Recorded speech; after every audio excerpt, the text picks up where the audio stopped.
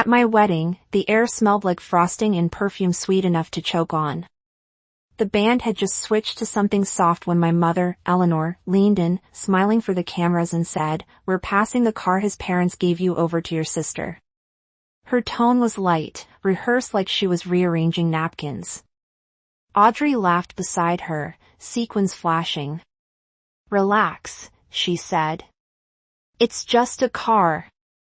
The guests didn't catch it, but my stomach did a drop cold and final. My groom, Daniel, didn't move. He just looked at them, calm, unreadable. And that look changed everything. People say weddings reveal who really loves you. Mine revealed who never did. I, Clara, grew up in a house where fairness was a story told at dinner, never lived in the kitchen. My mother, Eleanor, loved order, the kind that kept her looking perfect, and kept me quiet. My father, George, was the man who believed silence fixed things. And Audrey, my little sister, was the delicate one. The world bent for her. I was the hinge that made it move. When we were kids, she got the bigger room because she was afraid of the dark. When she crashed her first car, Mom blamed the rain. I worked double shifts to buy mine, and Mom called it good character building.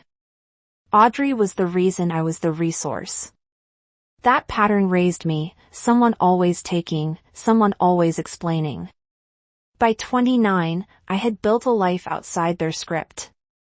I was an interior designer, careful and precise, the kind of woman who paid her own bills and didn't borrow dresses. Meeting Daniel felt like stepping into sunlight that didn't burn. He came from a family that believed in boundaries, in respect. His parents weren't rich, but they were generous in the way that costs nothing, listening, trusting, handing you space. At our rehearsal dinner, they handed me a small silver key in an envelope. "You built this together," his father said. "Here's something to help you move forward." A used car, clean, reliable, titled in my name. It wasn't about the metal. It was about what it meant. Trust, partnership, the kind of gift you protect. That night, I'd caught Mom's expression, tight, polite, already calculating. She'd smiled at Daniel's parents and said, "How thoughtful," but her eyes flicked to Audrey like a reflex. I should have recognized it for what it was, an early warning.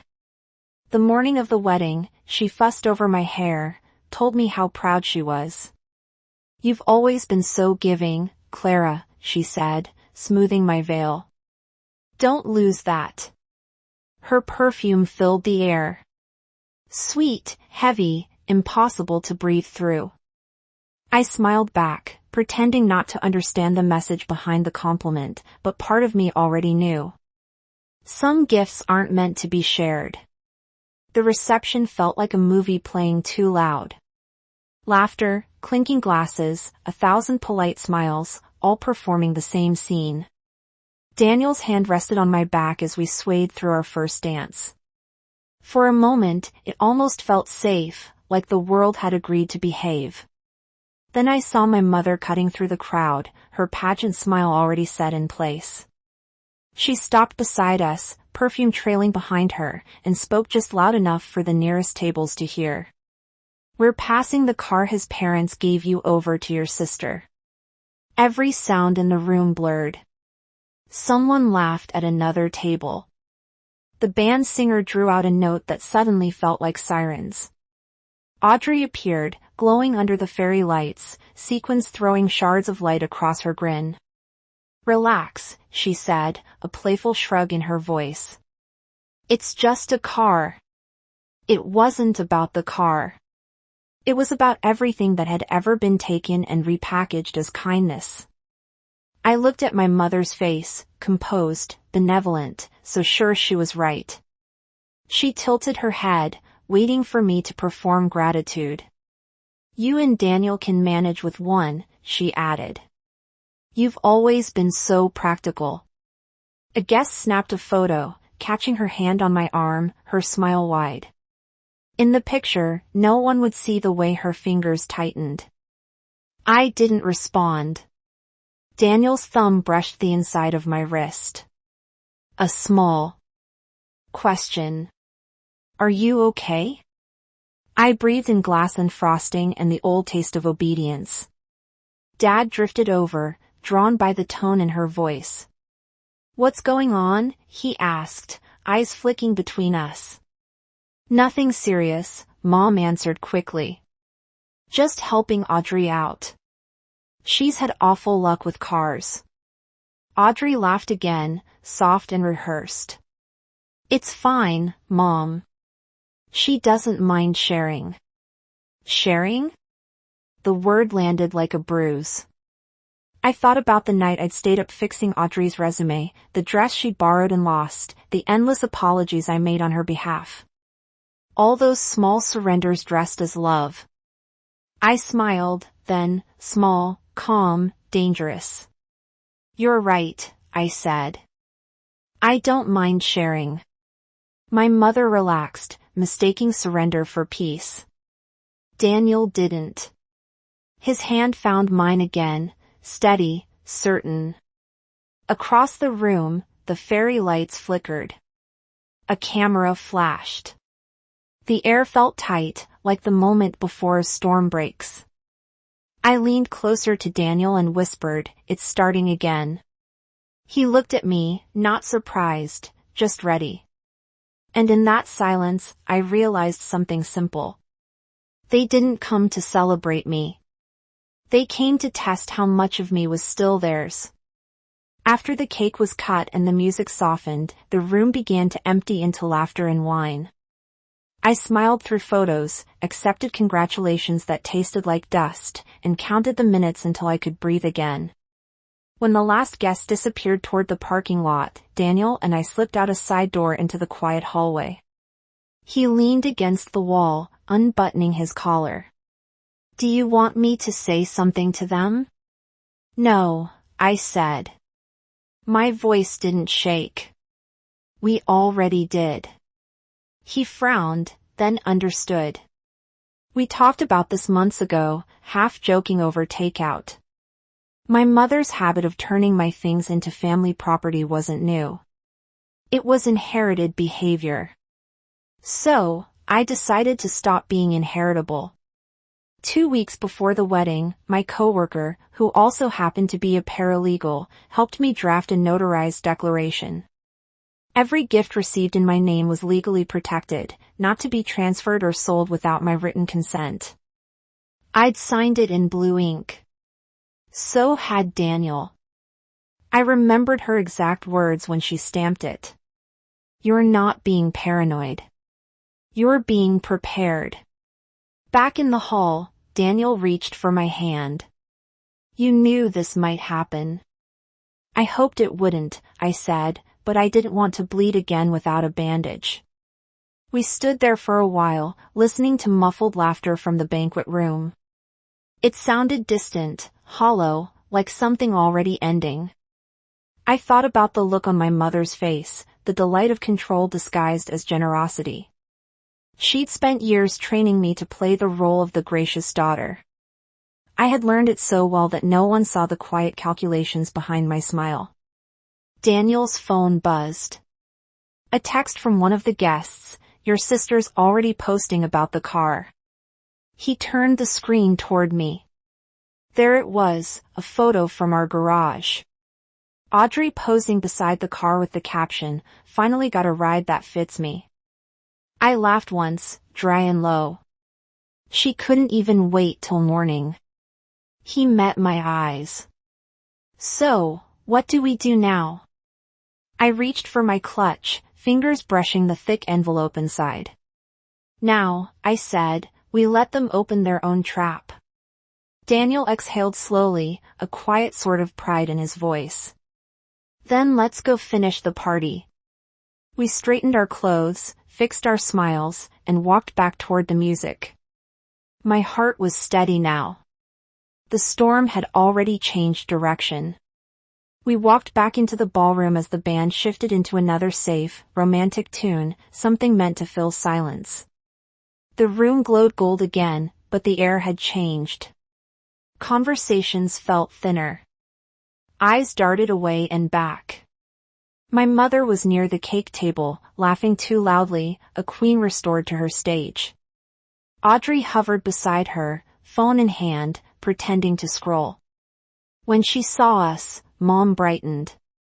"There they are," she called, like we'd been gone on a honeymoon already.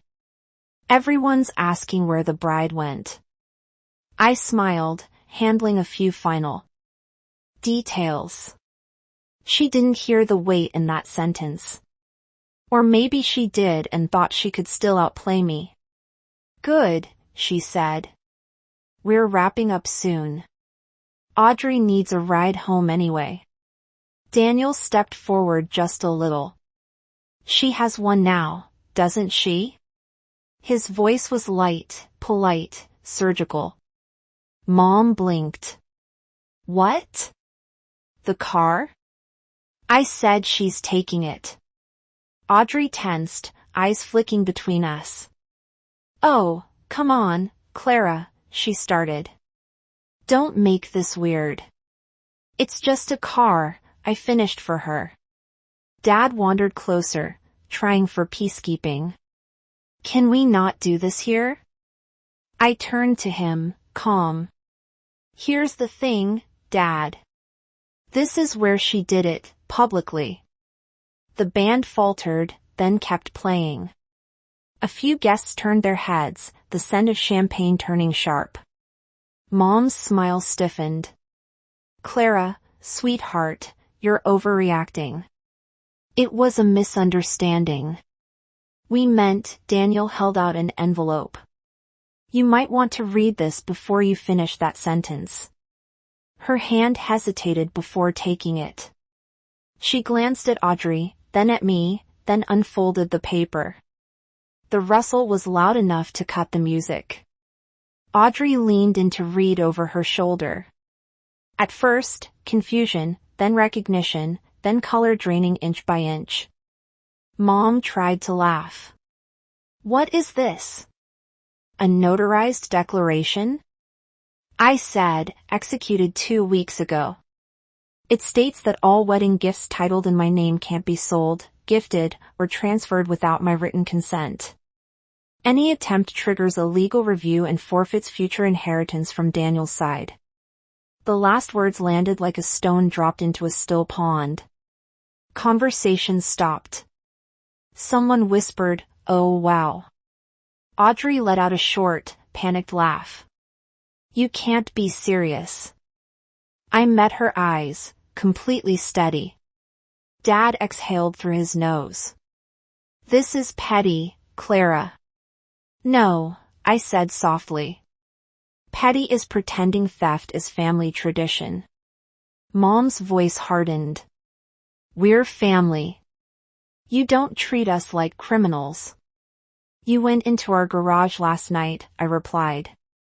"You took photos of the car and posted them." Audrey's face froze. "That was a joke." "Symbolic?" Daniel asked quietly. "Symbolic of what, exactly?" Her lips parted. No answer. I turned to Mom. "This isn't about the car. It's about the pattern. You call it love when you take what's mine and tell me I'm good for giving it." "You're being dramatic," she snapped. "Maybe," I said, "but this time the drama has witnesses." A ripple went through the guests. Phones half raised, half hidden. Someone's aunt-mouthed drama behind her champagne flute. Audrey's voice cracked. "You'd really embarrass the family like this?"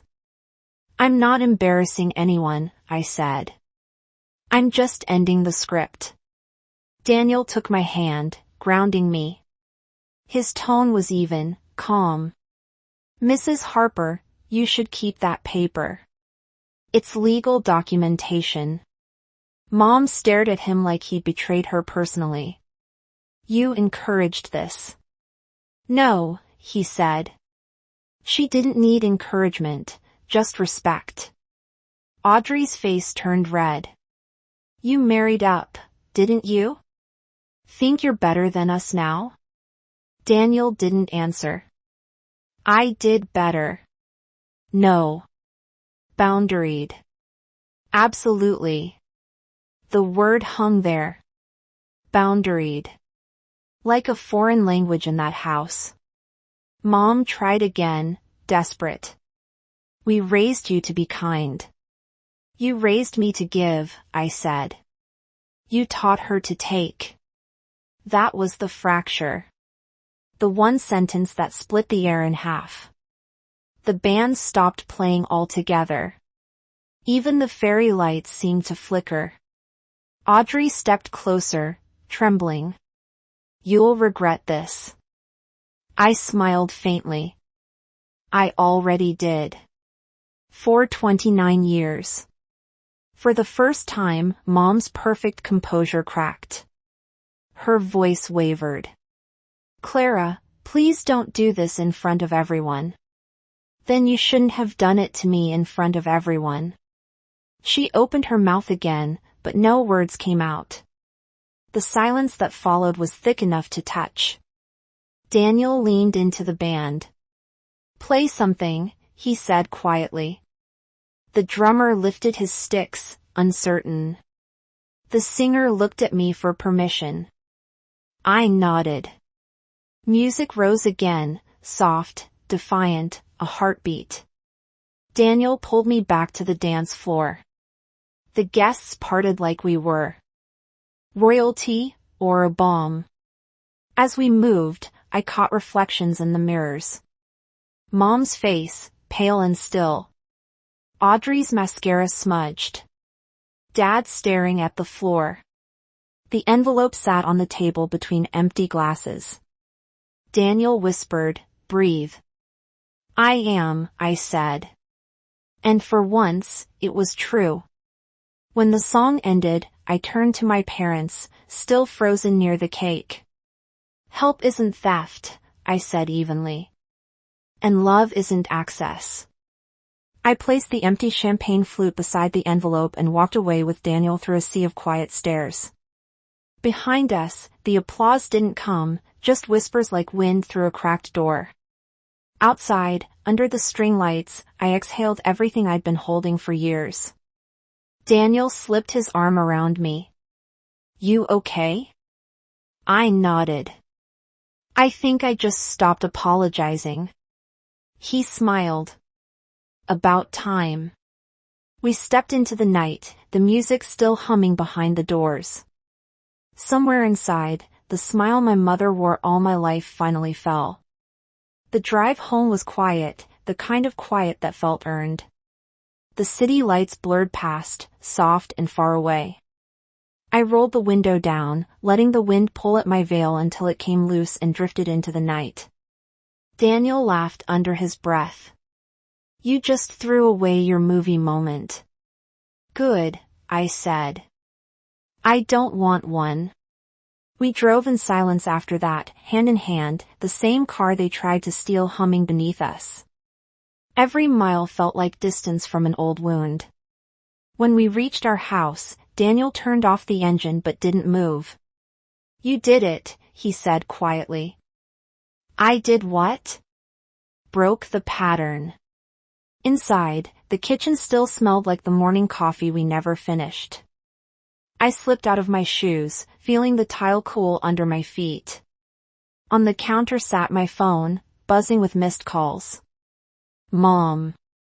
Audrey. Unknown numbers. I turned it face down. Outside, crickets filled the air for the first time. The silence didn't ache. It settled. Daniel wrapped his arms around me from behind. Still want that honeymoon drive? I smiled. Let's take the car. A week later, I stood in our kitchen with sunlight spilling across the floor. The same house, the same car in the driveway, but everything inside me felt rewired. On the fridge, one photo remained, the moment at the wedding when Mom's smile cracked and I held the envelope. I used to think it looked harsh. Now it looked honest. I realized freedom didn't roar. It whispered. It was the sound of a phone that didn't ring anymore, of doors I could lock without guilt. People say families fall apart because of pride or money. Maybe. But sometimes they fall apart because one person finally stops pretending. I looked at that photo and whispered, boundaries don't destroy families. They define them. If you've ever had to draw a line with someone who called it love, share your story below. You're not alone, and you don't owe anyone your peace.